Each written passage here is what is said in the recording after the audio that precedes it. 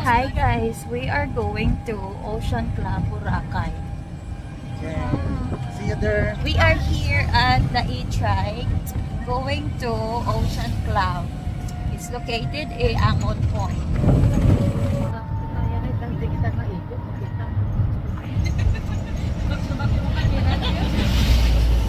Hi!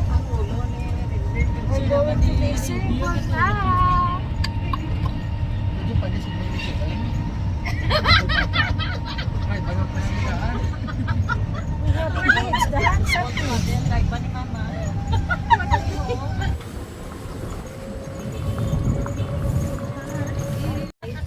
Lampas na kami ng Timor.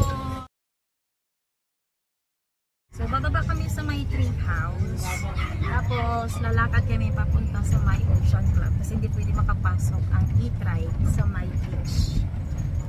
So, lalakad namin. Mahal ang talent fee ko nito kasi ginawa nila akong tour guide. We are walking now, going to the front beach.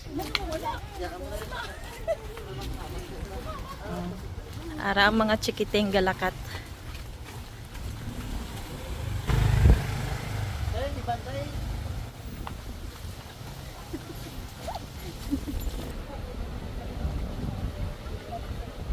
Ito naman ang tree house dati. Tree house ang tawag dyan. Pero ngayon, hindi na siya nag-work.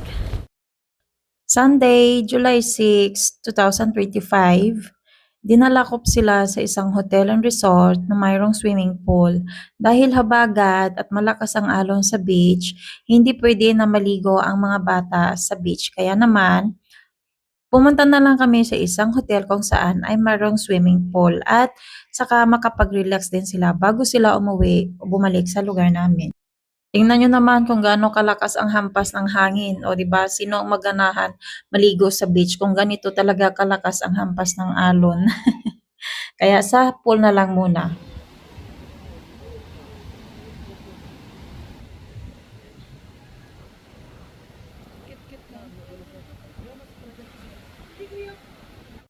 We are here at Ocean Club. That's the Ocean Club there. Of course, we will ask first. Mayroon din silang bean bags dito sa labas. Ocean Club. Babaw. Agad na kami nagtanong kung may bayad pa ba or libre ang kanilang pool. Dati kasi mag-order lang ng food, pwede na maligo sa pool. And as you can see, mayroon silang swimming pool dito sa baba. Syempre, para mas maganda ang view, doon kami sa may rooftop sa taas. At syempre, dadaan tayo or aakyat tayo ng elevator. Hotel din pala ito, kaya naman maganda ang view. O diba, tingnan nyo, turista lang ang peg, day. 6th floor nga ka pala ang kanilang swimming pool, kaya sa 6th floor tayo pupunta. Pero bago nga pala makaakyat sa 6th floor, kailangan muna magbayad tapos may ibibigay sila na green ticket, yung parang gawing bracelet. 100 nga pala per person, lalo na yung adult. Kapag bata, 5-year-old, ay libre. Pero sa amin, dahil marami kaming adult, tigwa 100 each sa amin. Kaya syempre, kailangan magbayad kung gusto makaligo lahat, edi magbayad ka. Tara na at pumunta na tayo sa 6th floor.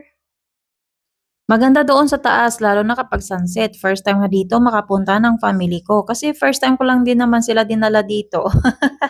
So, tara, nandito na kami sa 6th floor, kung saan ay mayroon ditong swimming pool. O, kita nyo yan? O, diba? Ang ganda.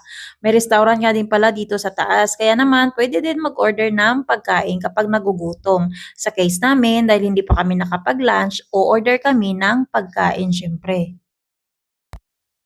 Nung first time ko nga pumunta dito, sobrang na-amaze ako sa view dahil napakaganda, makita mo talaga ang buong beach. Meron nga pala silang kid pool din. Ito naman ay ang adult pool. Hindi naman siya ganon kalalim, kaya sakto lang.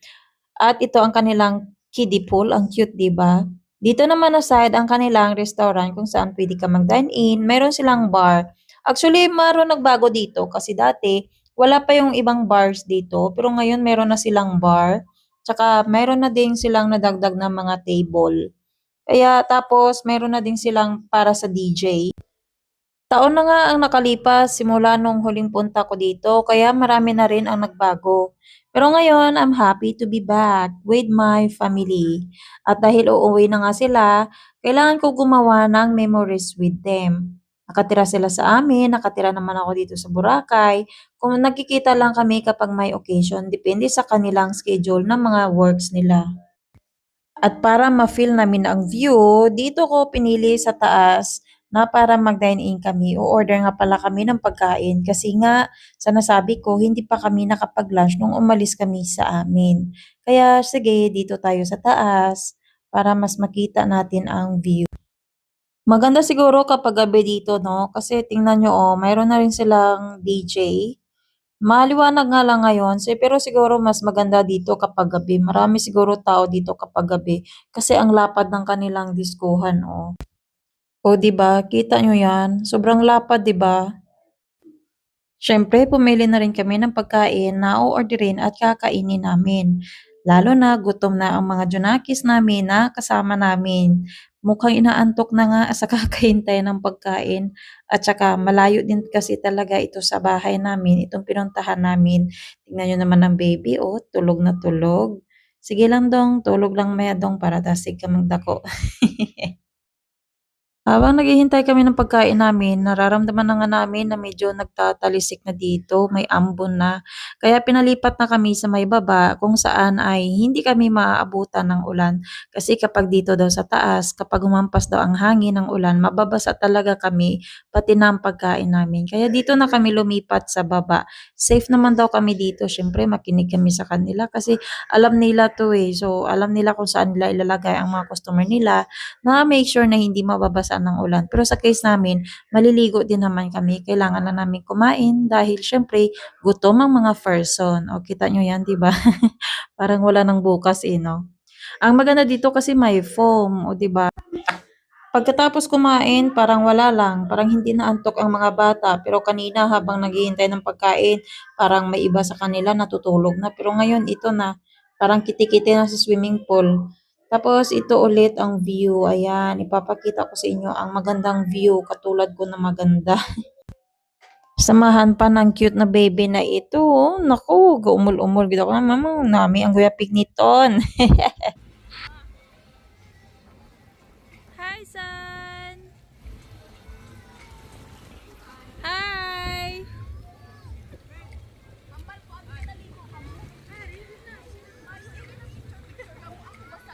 Busy kaya kag?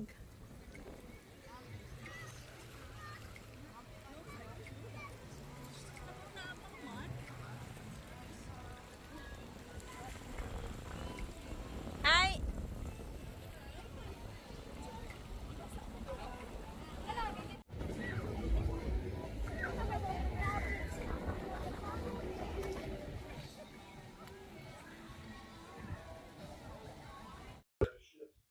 Siyempre naligo na rin ako dahil sa taas sobrang lamig ng hangin pero kapag dito sa pool, ang init ng tubig, warm lang, sakto lang, hindi ka makakaramdam ng lamig. Siyempre dahil nandito na kami, susulitin namin ang araw na ito hanggang sunset ng hapon.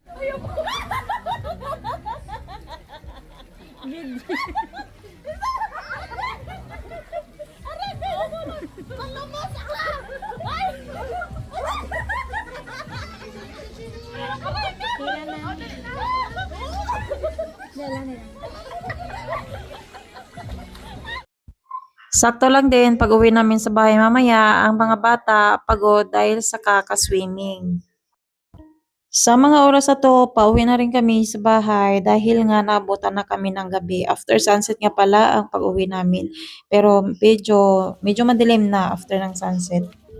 And hanggang dito na lang. See you on my next vlog. Babush! Nag-enjoy naman ang lahat. Bye!